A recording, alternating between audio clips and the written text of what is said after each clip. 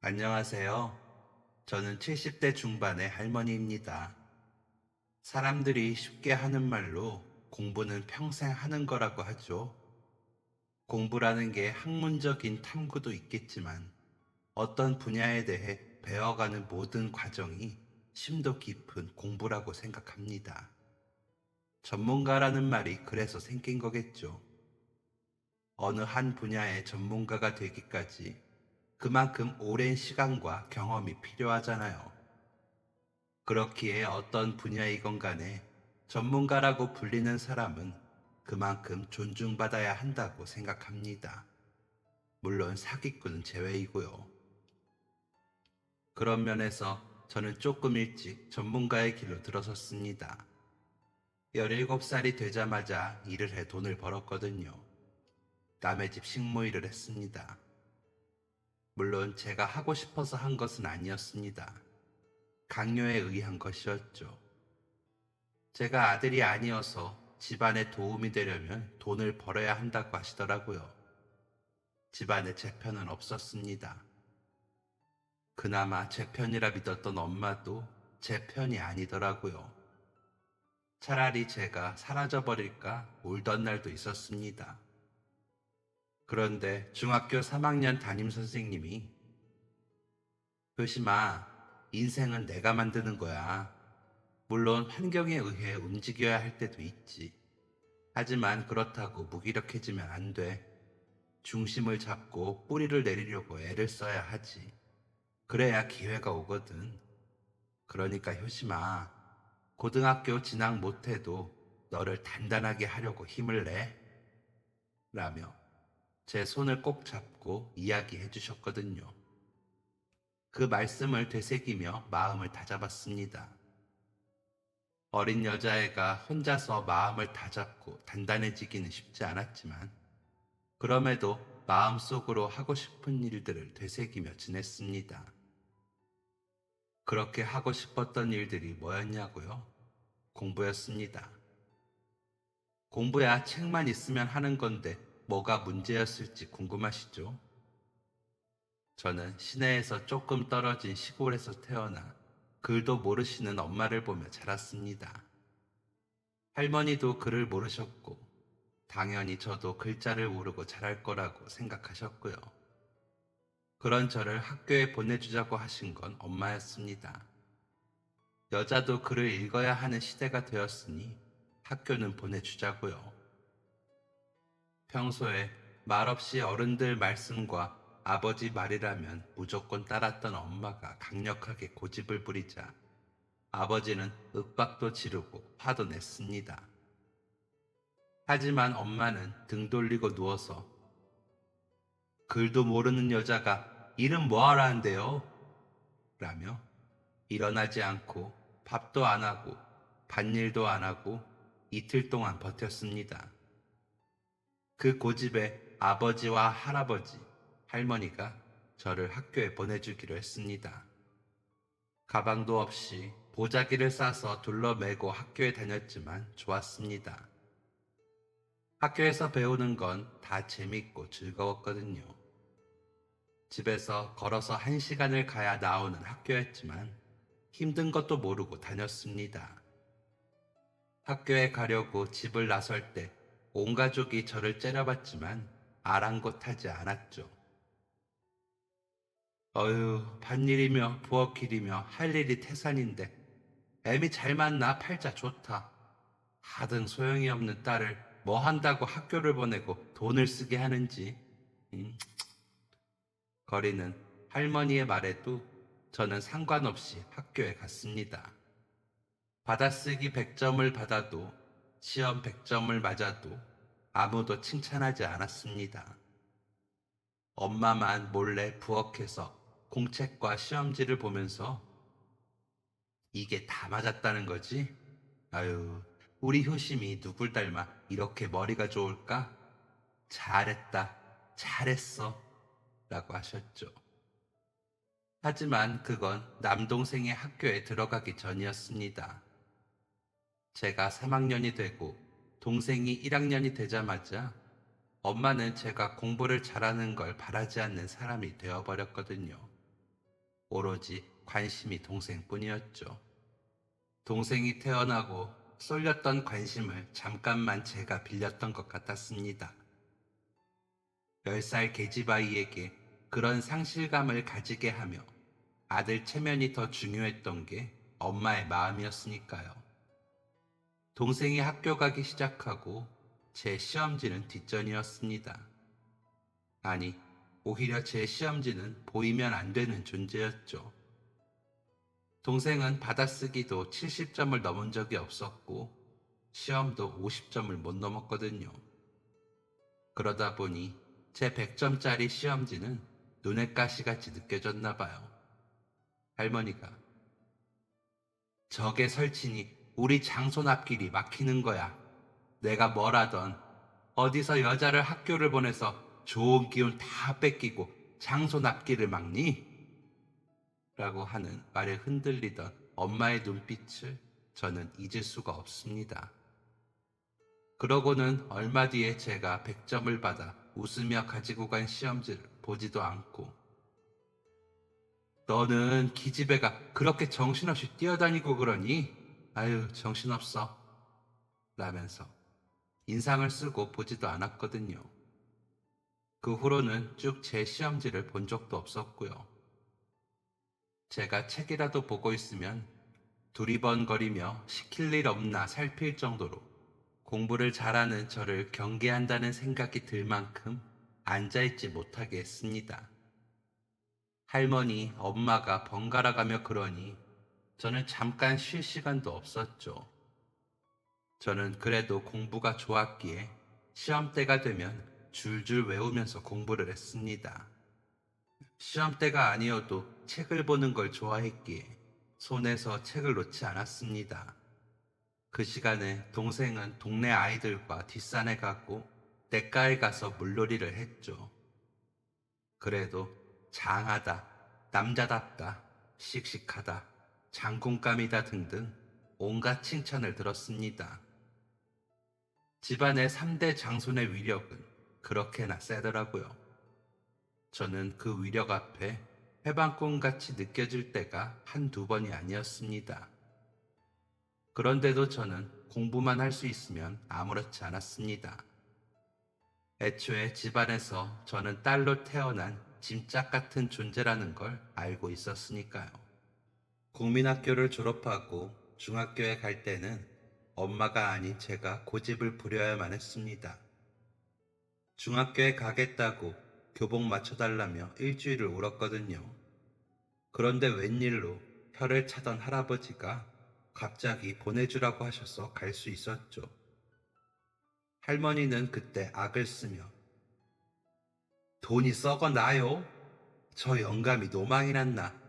기집애를 무슨 중학교까지 보내요? 아주 나를 잡아 잡수시오." 라고 했죠. 국민학교 다녔는데 중학교는 다녀봐야지. 보내줘. 대신 닭 키우는 건 효심이 너가 다 해라. 알았지? 라며 저를 중학교에 가게 해주더라고요. 느닷없이 허락을 해주니 좋기는 했지만 무슨 일인가 싶어 어안이 벙벙했습니다. 알고 보니 할아버지의 오랜 친구가 시내에 사시는데 중학교도 못 나오면 시집도 못 가고 돈 벌러 가기도 힘들다고 말을 해 중학교에 보낸 거였습니다. 한마디로 쓸모 없어지지 않게 중학교까지는 보내려고 했던 거죠. 동생이 무슨 일을 하든지 간에 돈 벌어 보탤 사람일 뿐이었던 겁니다. 하지만 그런 속마음을 말도 안 해주니 온 가족이 제가 학교에 다니는 걸 더 못마땅해 하고 눈을 흘겼습니다. 그 눈총을 받는 건 제 몫이었고요. 그렇게 눈총을 받아도 저는 학교에 다닐 수 있는 것 자체가 좋았습니다. 아무렴 어떻습니까? 제가 원하는 바를 이루어냈는데요. 하지만 공부를 잘하면 안 됐습니다. 이왕 지사 잘하는 게 좋을 것 같은데 말이죠. 동생이 기가 죽어 제 공부를 못한다는 말도 안 되는 이유를 들면서 공부를 하지 말라고 하는데 이해도 안 가고 어이도 없었습니다. 그냥 제가 편하게 앉아 공부만 할까봐 그런 거였던 거겠죠. 아궁이 불을 떼고 닭장에서 달걀을 꺼내어 나올 때에도 손에서 책을 놓지 않고 공부를 하고 있으면 할머니가 쫓아와 악다구니를 쓰며 머리를 쥐어박았습니다. 욱해서 대들다가 아버지가 내리치는 쌀의 빗자루로 곤혹을 치르기도 했습니다. 감히 중학교까지 보내놨더니 버릇없이 할머니께 대든다는 이유에서였죠. 아버지는 항상 할머니 편이었거든요. 엄마도 그래서 힘들게 했고요. 그 바람에 할머니는 목소리가 쩌렁쩌렁하게 집안에서 제일 컸습니다. 할머니는 아주 혼쭐을 내라. 어디서 저게 글자 좀 읽는다고 유세를 떠냐? 기집애가 저렇게 드세니 집안이 잘 될 턱이 있냐? 아주 지 할미를 잡아먹겠다.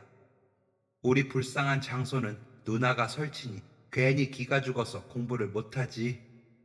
라며 아버지를 부추기고 큰 소리를 냈죠. 그럴 때마다 억울했지만 참아야 했습니다. 까딱하다가 학교를 정말 못 다니게 될까봐 걱정이 됐거든요. 할머니의 말에는 그 정도 힘이 있었기에 눈치를 봐야 했습니다. 그리고 저를 혼내던 그 말끝은 항상 그러게 학교를 애초에 왜 보내가지고 이 사다를 만드냐? 애미가 저 모양이니 그 딸년이 저 모양이지. 내가 뭐라던 학교를 왜 보내냐고 라며 엄마까지 함께 혼이 나기도 했고요. 그런 할머니 말에 엄마는 뒤돌아 눈물을 닦으며 항상 죄인처럼 굴었습니다. 할아버지는 그런 식구들을 보며 한마디도 안 하다가 헛기침을 하며 동생을 데리고 방에 들어갔고 엄마는 고개를 숙이고 부엌으로 향했습니다. 아버지는 저를 위아래로 흘겨보며 하고 싶은 거 하면 조용히 살아. 분란 만들지 말고. 아유, 돈은 돈대로 쓰고 이게 무슨 난리야? 라고 화를 냈습니다. 그렇게 한바탕 난리가 나고 나면 저는 제가 뭘 잘못했는지 모르겠더라고요.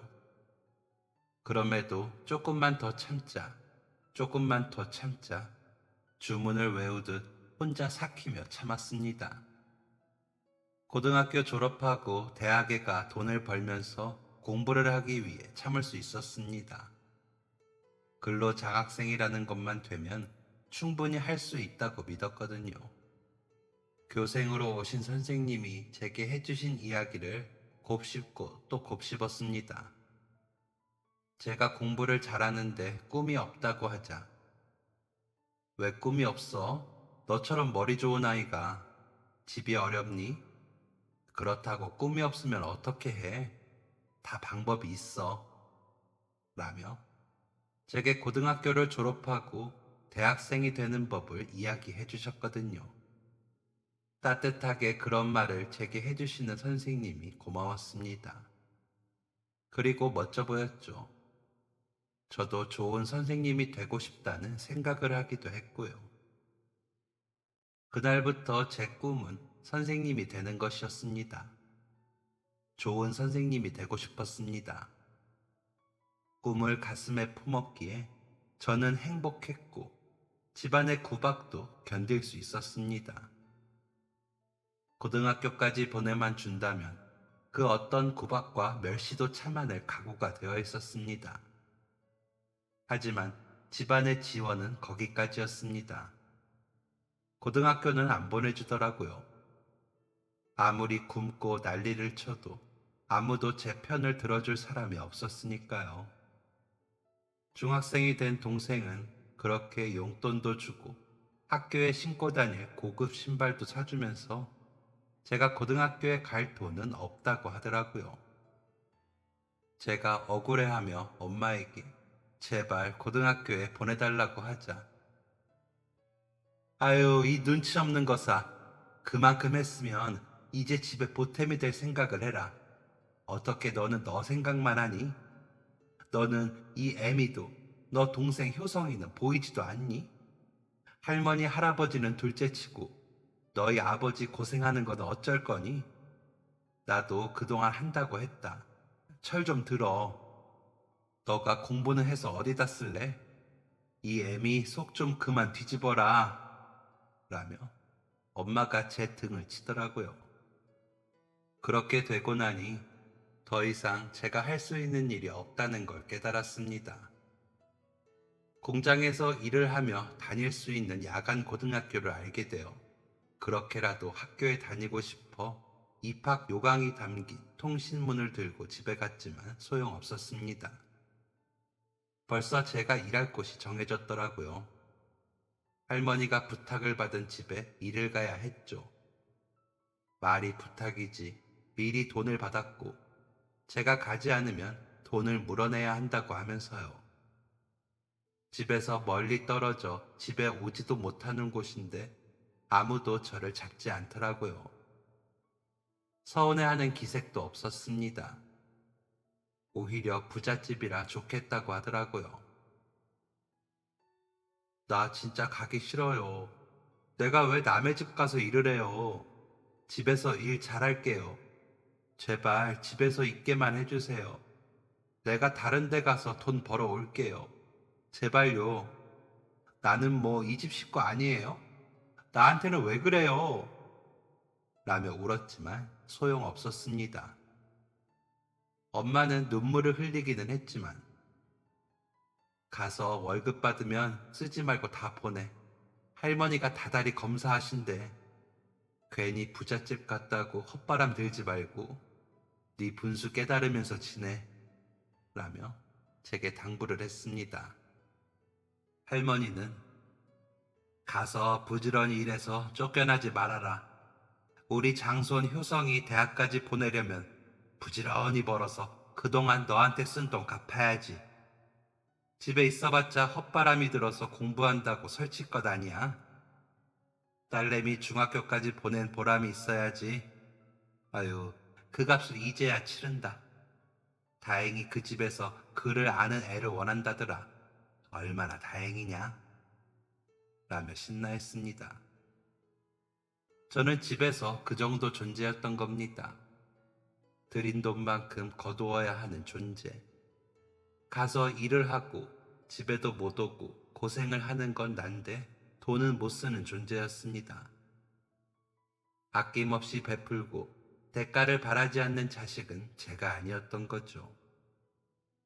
그런 대접을 받는 건 동생의 몫이지 제 몫이 아니라는 걸 다시 알게 되었습니다. 일을 하기로 한 날짜에 맞춰 엄마가 싸주는 짐을 들고 집을 나서면서도 울었습니다. 그 수밖에 없더라고요.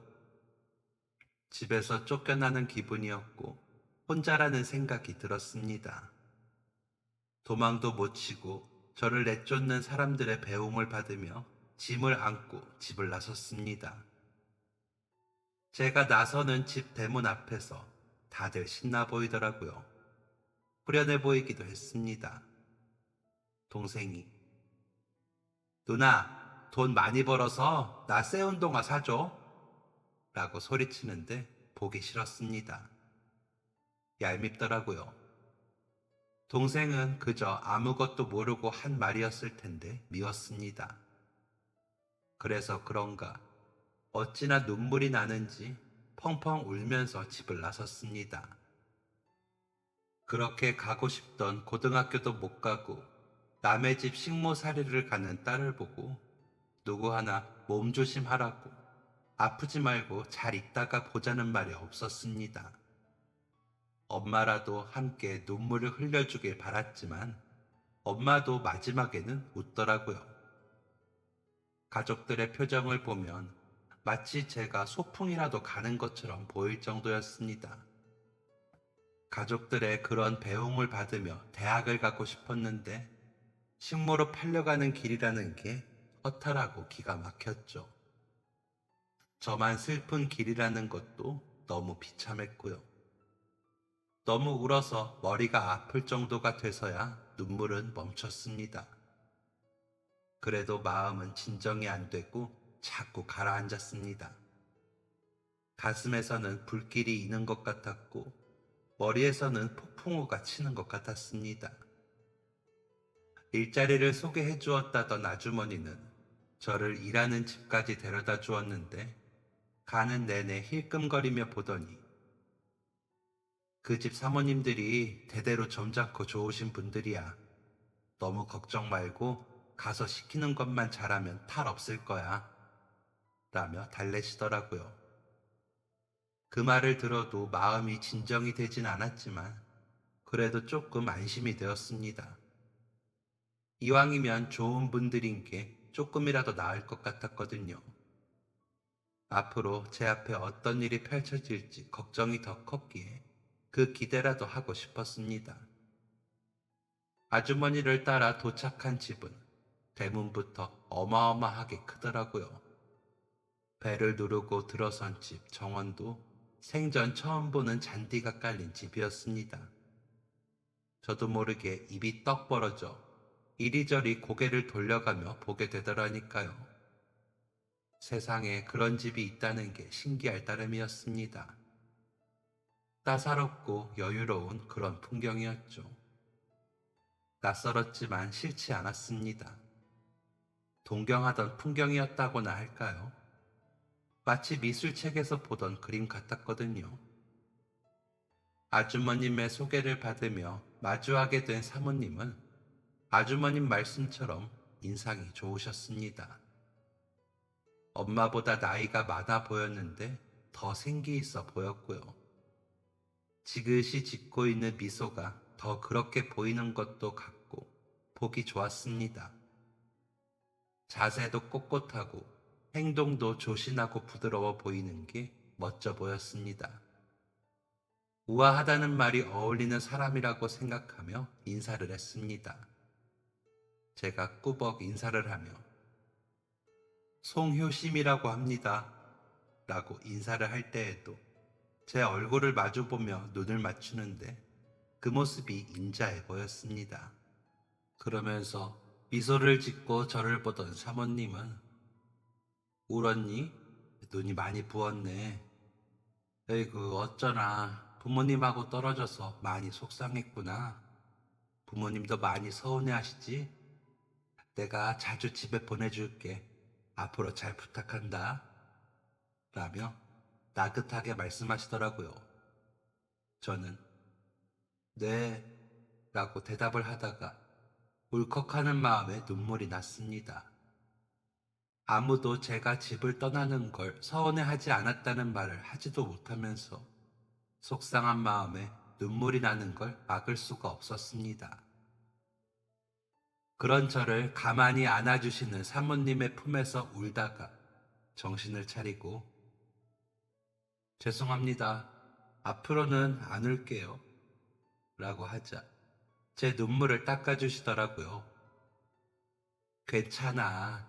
아직 17살밖에 안 된 너가 가족들하고 헤어져 일을 하는 게 왜 안 속상하겠어.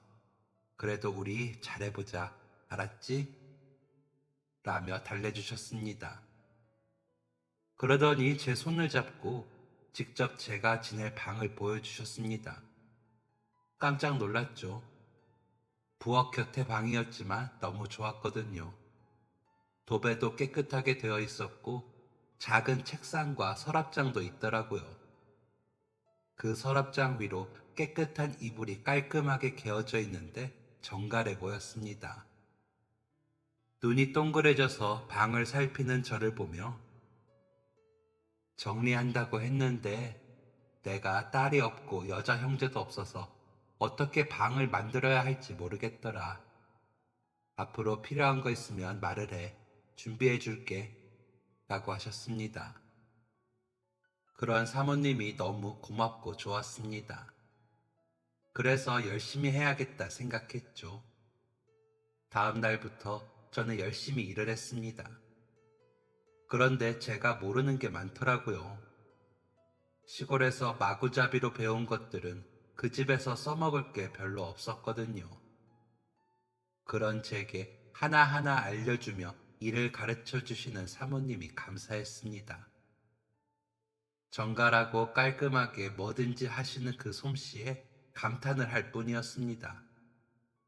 제가 실수를 해도 일이 익숙하지가 않지 차근차근히 해 라며 배려해 주셨죠. 가끔 내가 처음 시집을 와서 친정에서 배운 대로 하는데도 실수를 하는 거야. 그런데 효심이는 손에 안 익어서 더 힘들겠지. 괜찮아. 처음부터 다 잘할 수가 있나? 모르겠으면 물어보고 천천히 해. 대신 효심이가 잘하는 것도 많잖아. 라면서요. 저는 배운 것들을 수첩에 적고 익숙해지도록 신중하게 일을 했습니다.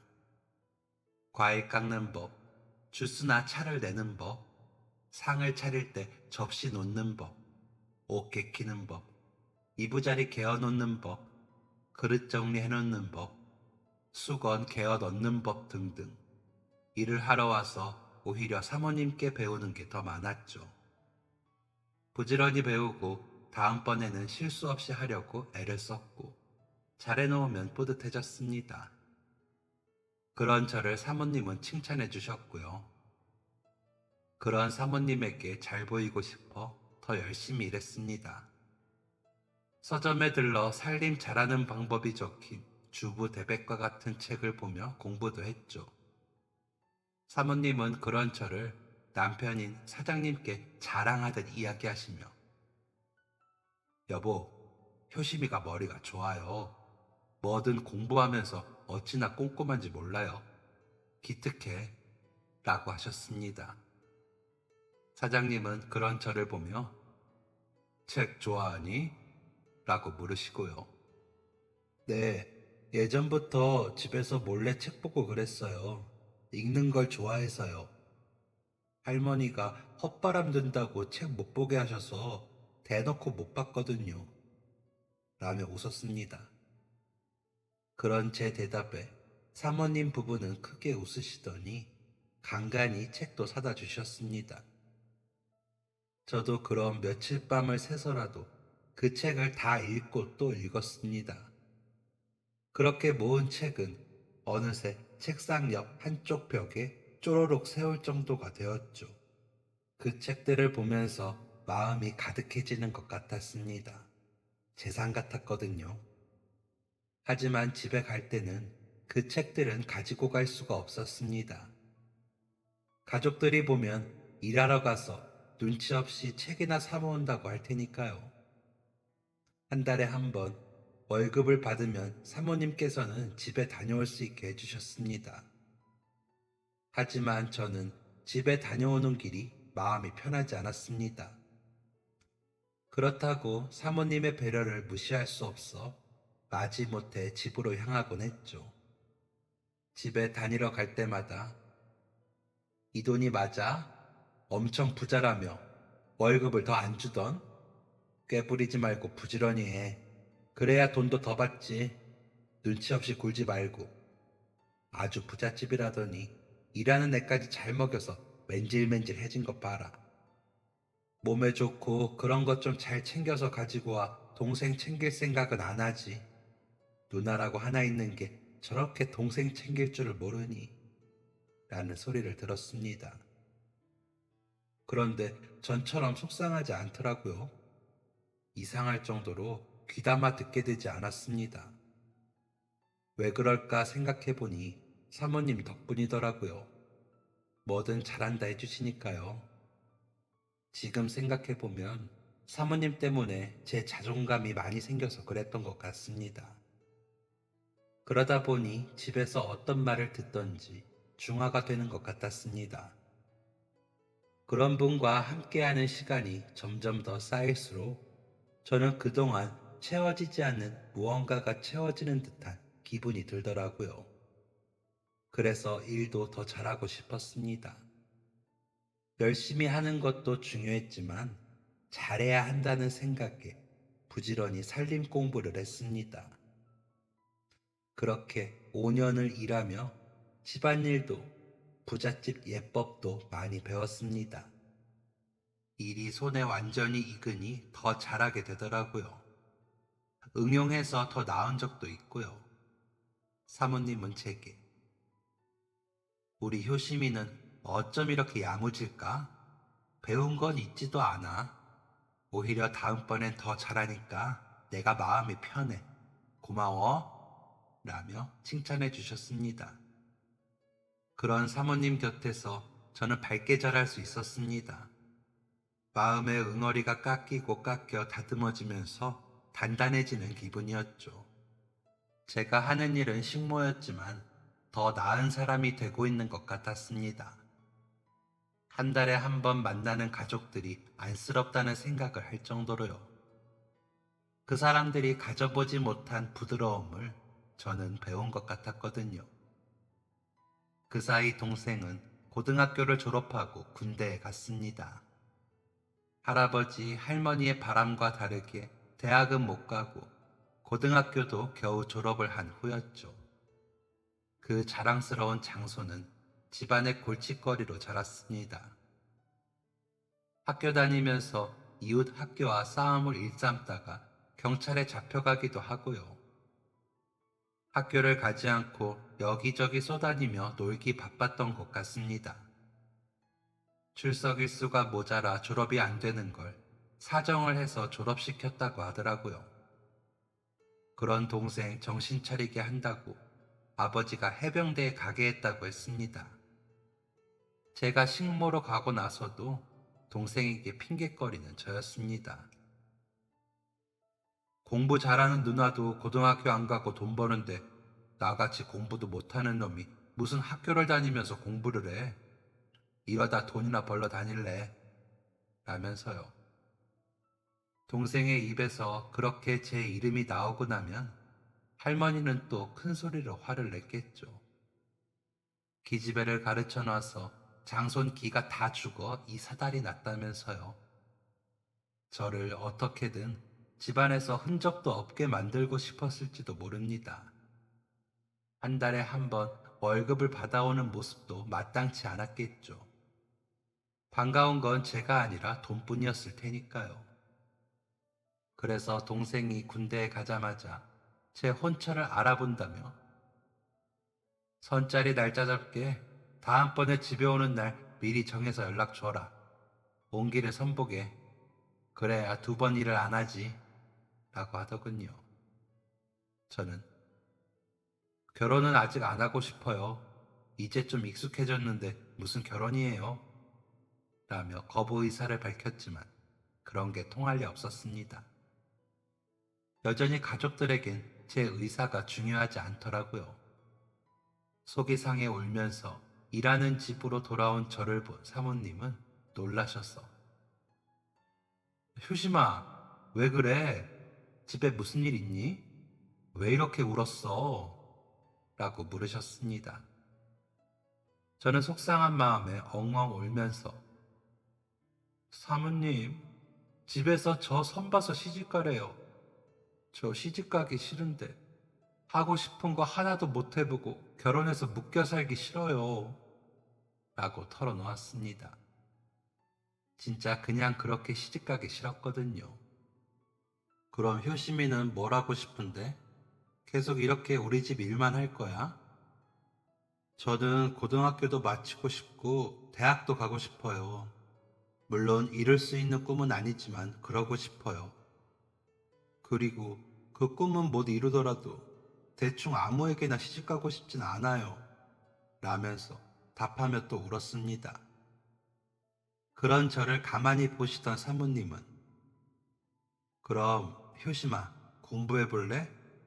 전부터 보면 효심이 너가 머리가 안 나쁜 것 같아. 공부하면 잘할 거야. 내가 5시 이후에는 방해 안 하고 시간 줄 테니까 해볼래? 라고 하시더라고요. 그러면서 서울에서 대학을 다니는 사모님 아들이 쓰던 고등학교 책들을 주셨습니다. 저보다 4살 위라고 하셨는데 군대에 다녀와 서울에서 공부를 하고 있었거든요. 이걸로 우선 연습하듯이 공부해보고 본격적인 건 나중에 더 준비를 하자. 검정고시라는 게 있더라. 그 시험에 합격을 하면 대학 입학시험을 볼 수 있대. 아니면 야간 고등학교라도 다녀보는 것도 좋고. 효심이는 성실해서 잘할 거야. 대신 대학에 합격하면 내 소원도 하나 들어주기로 약속하자. 그러면 내가 도와줄게. 라고 하시는데 사모님이 하늘에서 내려온 선녀님처럼 보였습니다. 저는 고개를 숙이며 도와주시면 진짜 열심히 할게요. 진짜 열심히 할게요. 일도 2배로 하고 더 잘할게요. 라며 사정을 하고 약속을 했습니다. 그렇게 23살이 되어 다시 시작한 제 공부는 무엇보다 소중했습니다. 야간 고등학교에는 저처럼 뒤늦게 공부를 시작한 아이들도 있었고 저보다 더 나이가 많은 언니들도 있었습니다. 그래서인지 서로 의지가 많이 됐습니다. 처음에는 다시 공부를 하려니 잘 안 됐지만 점점 잘해졌습니다. 여러 과목을 100점 맞았고 그런 저를 사모님은 칭찬해 주셨습니다. 집에는 월급만 보내고 가지 않았는데 선보라고 사람을 통해 연락을 하더라고요. 그럴 때마다 사모님이 이제 겨우 일 가르쳐 놨는데 이러시면 곤란하죠. 조금만 더 제가 데리고 있게 해주세요. 라며 저 대신 얘기해 주셨습니다. 집에서는 부잣집 사모님이 그러시니 별말도 못하고 포기하는 듯 했습니다. 3년을 집에도 가지 않고 공부했습니다. 대신 사모님 집 일을 열심히 했죠. 점심때까지 빨래며 청소일을 다 해놓고 저녁 준비까지 하면 학교 갈 시간이라 부지런히 움직여야 했습니다. 숙제가 있으면 학교 마치고 와 다 하고 잤고요. 주말마다 한 주 동안 배운 것들을 복습하느라 저녁에는 정신이 없었습니다. 그런 제게 조금이라도 시간을 주시려고 사모님은 배려를 해주셨습니다. 덕분에 도움을 많이 받았죠. 단어를 외우다가 졸아도 좋았습니다. 정말 제가 하고 싶은 일이었으니까요. 행복하더라고요. 그런 기회가 생겼다는 게 제게는 꿈만 같은 일이었습니다. 그 기회를 허투루 날리고 싶지 않았기 때문에 열심히 했습니다. 성적표가 나올 때마다 기분이 좋았습니다. 성적이 좋았거든요. 사모님과 사장님이 해주시는 칭찬도 기분이 좋았고 제가 하고 싶은 일에 한 발자국 다가가는 기분이어서 벅차더라고요. 혹여나 대학을 못 가게 되더라도 고등학교를 다닐 수 있다는 것이 좋았습니다. 그만큼 하고 싶었던 공부였기에 그 자체로 좋기도 했던 거죠. 제가 고등학교를 마치는 동안 동생은 군대에서 제대를 했나 보더군요. 찾아왔더라고요. 돈 좀 달라고요. 그런데 집에 다 붙이고 돈이 어디 있나요? 그래서 효성아, 내가 받은 월급 다 집에 보내는데 돈이 어디 있니? 너도 군제대하고 했으면 일을 해야지. 맡겨놓은 것도 아니고 이게 무슨 짓이야? 라고 했더니 그 사이 더 거칠어진 동생은 제게 손을 올리려고 하더라고요. 야, 너 집에도 안 오고 돈만 보낸다며. 선 봐서 시집가라고 해도 가지도 않고 뭔가 꿍꿍이가 있으니까 그런 거 아니야? 그런 꿍꿍이가 있으면 돈도 숨겨놨을 거 아니야? 내놓으라고 돈! 이라고 소리를 치면서요. 그 모습이 아버지와 할머니를 닮아 소름 끼치게 싫다고 생각했습니다. 그 순간 거기 무슨 일입니까? 누구세요? 라며 사모님 아드님이 오셨습니다. 오랜만에 집에 오신 차에 제가 동생에게 채근당하고 있는 걸 보신 거죠. 건장한 남자가 다가오자 동생은 놀랐는지 뒷걸음치면서 도망을 가더군요. 누구야? 효심아, 괜찮니? 라고 물으시는데 아니에요. 괜찮아요. 동생이에요. 라고 답을 하고는 헐레벌떡 동생 배웅도 하지 않고 집으로 들어갔습니다. 그 후로도 동생이 몇 번 찾아왔지만 그때마다 사모님과 사장님이 돌려보내셨습니다. 그러는 통에 제가 집에서 어떻게 지냈고 왜 고등학교를 못 갔는지 들으시게 됐고 동생이 찾아와 행패를 부렸다는 걸 아드님께 들으셨는지 잘 막아주시더라고요. 여러모로 도움을 주시는 사모님 내외분께 은혜를 갚기 위해서는 약속대로 열심히 공부하는 수밖에 없다는 생각을 했습니다. 일도 2배로 하고요. 대학 입학시험을 볼 때까지도 제가 진짜 대학생이 될 거라는 건 상상도 못했습니다. 대학이라는 곳이 제게는 멀게 느껴졌습니다. 시험을 잘 보면 당연히 대학엔 합격하는 건데 실감이 안 나더라고요. 시험 잘 보라고 도시락도 싸주신 사모님의 정성을 생각하면 꼭 붙어야 했습니다. 그런데도 저는 긴장이 되지도 않았습니다. 실감이 안 나서요.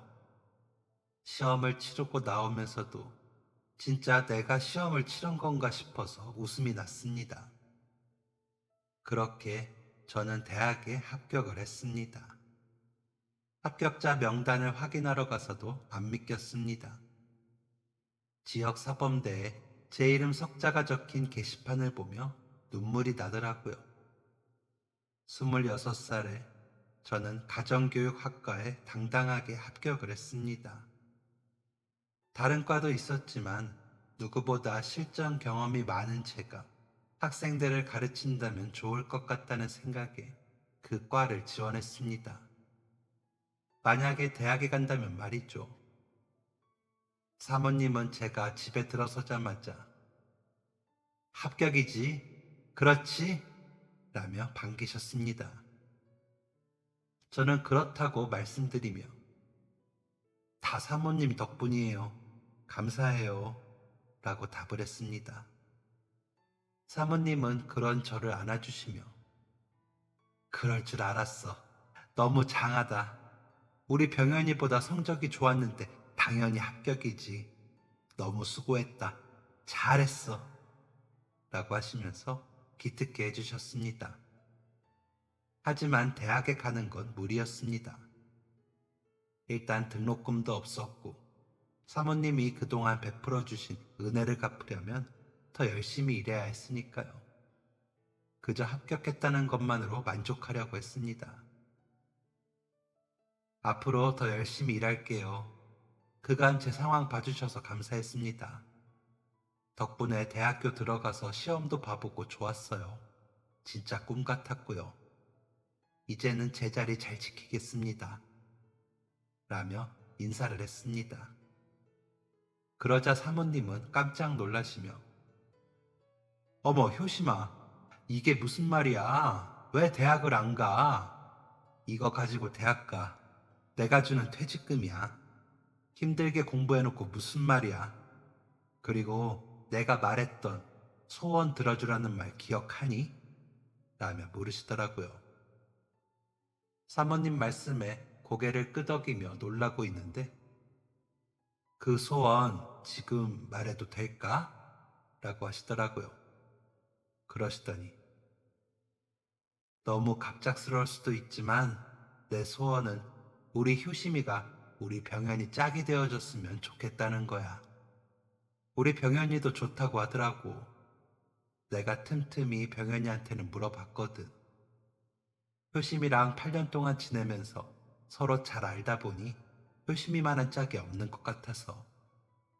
효심아, 우리 진짜 이제 가족하지 않을래? 혹시 우리 병현이가 마음에 안 드니? 라고 하시는데 딸꾹질이 날 정도였습니다. 부끄러운 마음도 들고요. 제가 얼굴이 빨개지며 대답을 못하자 사모님이 웃으시면서 제 손을 잡으셨습니다. 효심이만 좋다고 하면 내가 집에다 연락을 드려볼까 해. 효심이 집에서는 전부터 결혼 이야기 하셨으니까 내가 먼저 찾아뵈려고 해.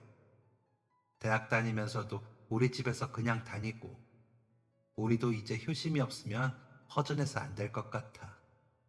물론 이제 일은 하지 말고 약혼을 하고 학교 마치자. 우리 병현이도 임용고시 준비 중이니까 라고 말씀하시는데 눈물이 났습니다.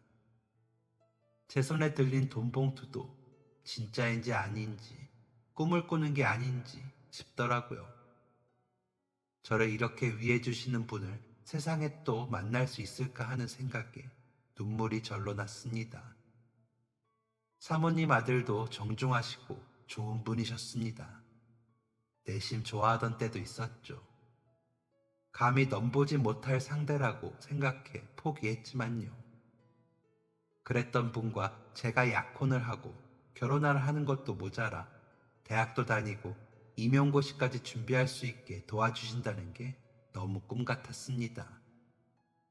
가족들을 설득하는 일까지 해주신다는 사모님이 너무 감사했습니다. 하지만 가족들을 제가 먼저 만나 상황을 이야기해야 할 것 같았습니다. 그래서 찾아갔죠.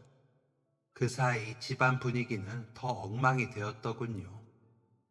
할아버지는 와병 중이셨고 할머니는 더 사나워졌고요. 아버지와 어머니는 기운이 빠진 사람처럼 보였습니다. 합격증을 보여주며 저 대학에 합격했어요. 일하는 곳 사모님이 고등학교 공부도 시켜주셨는데 대학도 보내주신대요. 일은 못하게 됐어요. 그래서 앞으로 월급은 못 보낼 것 같아요. 라고 했더니 저를 노려보더라고요. 그러더니 할머니가 저 기집애 안 나타나더니 저러고 다닐 줄 알았다. 아주 배가 불렀구나. 저러니 우리 효성이가 마음을 못 잡지. 시집이 나가지. 뭐 대학? 웃기고 있네. 라며 소리를 치더라고요. 화가 났지만 참았습니다. 그리고 사모님이 댁의 아드님과 결혼하자고 하세요. 아드님도 좋은 분이고요. 지금 서울에서 사범대 졸업하고 임용고시 준비 중이신데 저 대학 다닐 동안 약혼하고 졸업하면 결혼하자고 하시더라고요. 라고 했더니 할머니가 큰 소리로 웃더라고요. 그래, 돈에 팔려가는 거냐? 어쩐지 너를 공부시켜주는 게 그 조건이었어? 어디 모자라도 한참 모자란가 보지. 그래, 부잣집에 시집이라도 가서 우리 효성이 뒷바라지 해야지. 너가 아주 멍청이는 아니구나. 라고 하더군요. 그런 할머니에게 제가 따지려고 하던 그때 어머니, 그만 좀 하세요. 효심이 더 할 만큼 했죠. 효심이가 그 집 아들 좋은 사람이라잖아요. 효성이 그놈 뒷바라지 할 게 뭐 있어요. 망나니 같은 놈, 정신도 못 차리잖아요. 사람 노릇도 못하는데 뭘 뒷바라지를 해요. 부모 도움 못 받았는데도 기특하게 대학까지 간 애한테 그게 무슨 말씀이세요? 라며 아버지가 나서시더라고요. 제가 어리둥절해 아버지를 바라보자 그동안 고생 많았다. 보내준 돈도 잘 썼어. 많이 보탬이 됐어. 일하던 집에 시집가면 괜히 일만 많이 해야 하는 거 아니야? 너 일 소개해준 아주머니 이야기 들어보니 성품이 좋으신 분들이라곤 들었다. 우리가 너무 처져서 너가 힘들어지는 거 아니냐? 라고 하는데 놀랍더라고요. 한 번을 제 편에 서서 말한 적 없던 아버지가 할머니를 막아섰다는 게요. 할머니도 놀랐는지 아버지를 째려보기만 할 뿐 뭐라 말을 하지 않더라고요. 그 순간에도 엄마는 땅을 내려다보면서 눈물만 닦고 있었습니다. 제가 들리지 않은 3년 동안 부모님도 많이 변했구나 싶었지만 여전한 할머니를 보며 과연 내가 사모님 댁의 한 식구가 돼도 될까 싶은 마음이 들었습니다. 사모님 내외분들이 저희 가족을 보시고 실망하시진 않을까 걱정이 됐습니다. 아무리 다른 사람들이 잘해도 할머니가 계속 똑같으면 그럴 것 같더라고요. 남동생도 걱정이 되기도 했고요. 자존심만 세우면서 괜한 어깃장을 놓을 것 같아서요. 전에 저를 찾아와서 소리를 지르며 폭력적으로 행동한 것도 마음에 걸렸습니다. 하지만 그런 걱정은 저만의 생각이었습니다. 사모님 내외부는 제가 생각했던 것보다 더 우아하고 품위가 있으신 분들이었습니다. 고상하고 점잖은 말투로 나긋나긋하게 말씀하시면서 원하시는 바를 정확하게 말씀하셨고, 그 기세에 눌린 가족들은 쩔쩔매더라고요. 조용하고 나긋하게 단호하니 오히려 허둥지둥하기 바빠 보였습니다. 전형적인 강약 약강의 유형의 사람들이었던 거죠. 특히 할머니가 그랬습니다.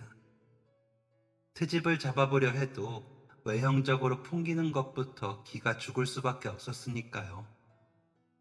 그렇게 어울리지 않는 사람들이 모여서 상견례를 하고 약혼식을 했습니다. 사모님 집 마당에서 했는데 모여든 손님들의 기가 죽은 탓인지 동생도 얌전히 있다가 조용히 돌아가더라고요. 무사히 약혼식을 치르고 사모님 아들과 저는 간간히 데이트도 하면서 교류를 했습니다. 집에서 만나다 보니 따로 데이트를 할 일이 없었거든요. 그런데 사모님께서 요즘 젊은 사람들은 영화도 보고 그런다면서? 라고 하시더니 데이트를 하게 해주시더라고요. 한동안은 적응이 안 되어 부끄럽기만 했습니다. 대학이라고 해도 약혼자는 서울에서 다니고 저는 지역에서 다니다 보니 다른 환경이었고, 처음엔 서로에 대한 것보다 사모님 내외분에 대해 말했거든요. 그나마 사범대를 다닌다는 공통점이 있어 이야깃거리가 생겨 질문을 했습니다. 집에서 지나치던 것보다 더 상냥하고 웃으면서 설명해주는 모습이 좋았습니다. 그리고 사실은 내가 어머니께 효심이 며느리로 어떠냐고 여쭤봤었어. 어머니는 내가 이상해 보일까봐 어머니가 물어봤다고 하셨다고 하시더라. 아들이 여자나 힐끔거리는 사람으로 보이는 걸 싫으셨나봐. 그런데 어머니도 효심이가 너무 마음에 드신다고 하시더라고. 어찌나 다행이던지 라며 말을 해주어서 너무 고마웠습니다. 하지만 저는 부끄러운 마음에 혼자 설렌 적이 있다는 것은 말하지 않았습니다. 아마 아직도 모를 겁니다.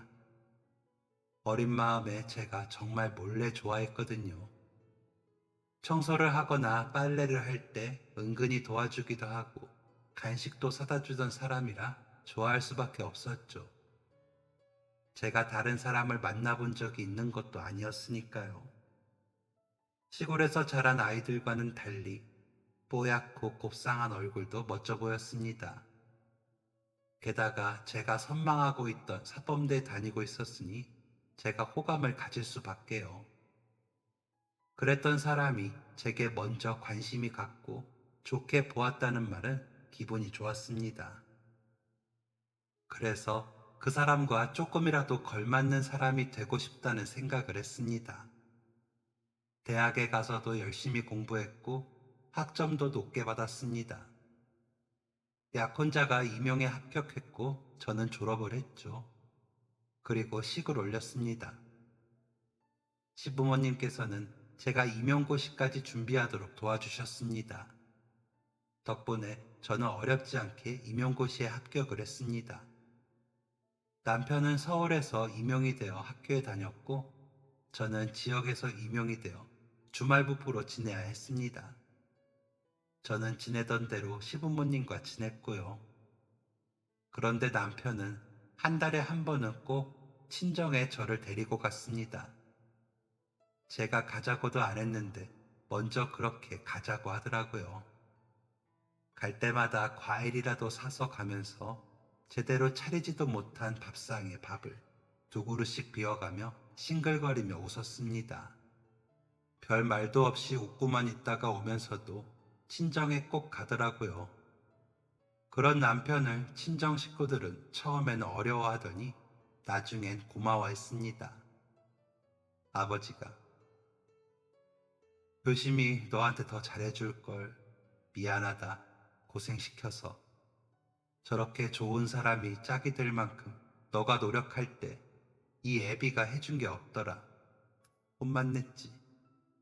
머리 좋아 잘하는 공부하고 싶다는 게 잘못이 아닌데 그때는 예전에 내려오는 대로 아들만 잘 되면 되는 줄 알았지.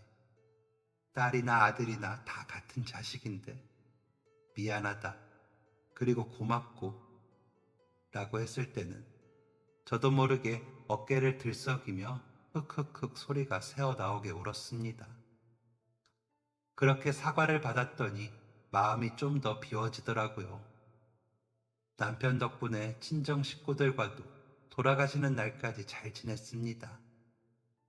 동생이 정신 못 차려 애를 먹긴 했지만 남편이 단호하게 전하, 더 이상 어린애가 아니잖아. 도움을 주는 것도 미래가 보여야 주는 거야. 부자들이 왜 부자인 줄 알아? 벌기도 잘 벌고 모으기도 잘 모으지만 쓸데없는데 돈을 안 쓰기 때문이야. 라며 잘라내더라고요. 그 덕에 저희 돈은 못 가져가고 부모님 돈만 쓰다가 경비를 선다고 하더군요.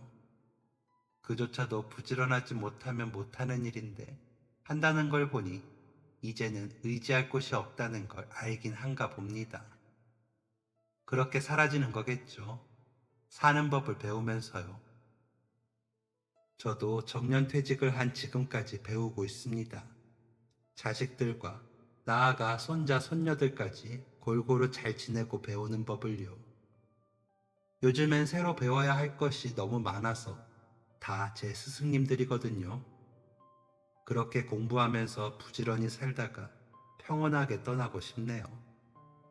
얼른 가서 저희 사모님, 아니 시어머님과 다시 만나고 싶습니다.